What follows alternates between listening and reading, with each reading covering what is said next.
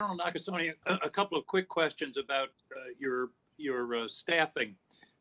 Would it help in terms of recruitment and retention if you had the authority as part of this process to forgive student loans? Would that be a factor that you think might be effective in helping to retain and bring on the people that you need?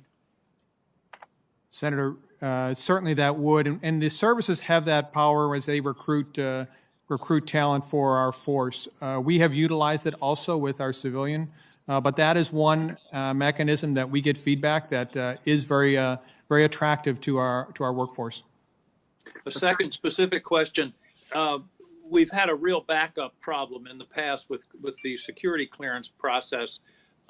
Is that improving, or has that been a barrier? I've heard of people that just get so discouraged they move on even though they've been accepted for a position. Senator, it has improved, and it's improved significantly over the past couple of years. I applaud the work that's been done by the department to work that.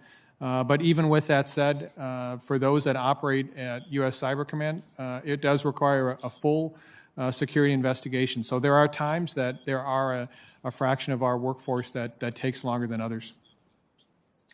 I think that's something we have to continue to work on, because we don't want to lose good people who are making the commitment but can't set their lives aside for a year or more for that process to carry forward. You used the term at one point to change the subject. You used the term risk calculus. You've used the new authorities very effectively in the elections of 2018 and 2020 in terms of defending forward and engaging with the adversaries in their systems. Has that had a deterrent effect that you've observed? Do you believe that the adversaries are thinking twice about some of one of the things that they may be planning against us because they know of the capacity that you've demonstrated?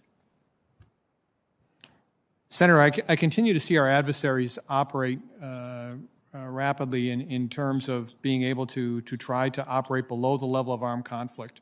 We have effectively gone from being a very static to a very active force. As you referred to Defend Forward, the department's cyber strategy of 2018, and our instantiation at U.S. Cyber Command of persistent engagement. How do you both enable your partners and act? We continue to do that. We are operating in a space where our adversaries are not going to stop. They are going to continue to look for ways to steal our intellectual property, to steal our identification, and to try to influence our populace. We, at the same time, have to be forward. We have to be operating, and we have to be engaged with our adversaries. And that's what has been my focus over the past couple of years. Well, would you agree that we need to develop a cyber doctrine, if you will, of a declared deterrence? Because, as you say, they're going to continue to do this until they have a risk calculus that tells them that there will be a price to be paid that they are not willing to undertake. So certainly, Senator, the policymakers continue to look at this type of doctrine, and I know that's being worked. From my perspective and my responsibilities, I am very, very focused on operationally, how do we ensure that we can operate against these adversaries that continue to try to operate below the level of armed conflict?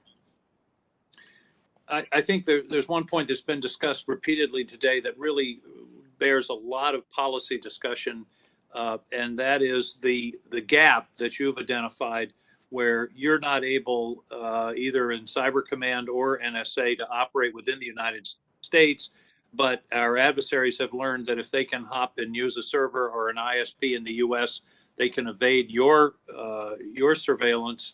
And then we have the FBI, as you mentioned, we're dealing with the fundamental issue of protection of privacy.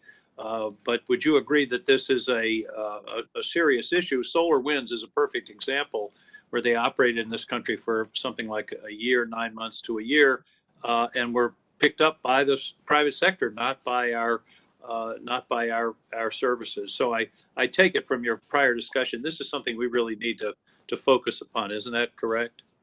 I do think we need to focus on it, Senator. The only alteration I would make to it, it's not necessarily that U.S. Cyber Command or the National Security Agency that needs to be doing this. I'm saying that the nation needs an ability to be able to Right. see what's going on within the United States.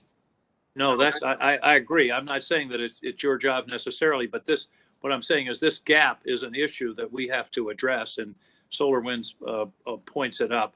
I think one other point, and the time has expired, but that needs to be emphasized is the relationship with the private sector. You've already mentioned that, and that's something that we're going to be working on, I hope, in this session of Congress. That's a key part of cyber defense. Thank you very much.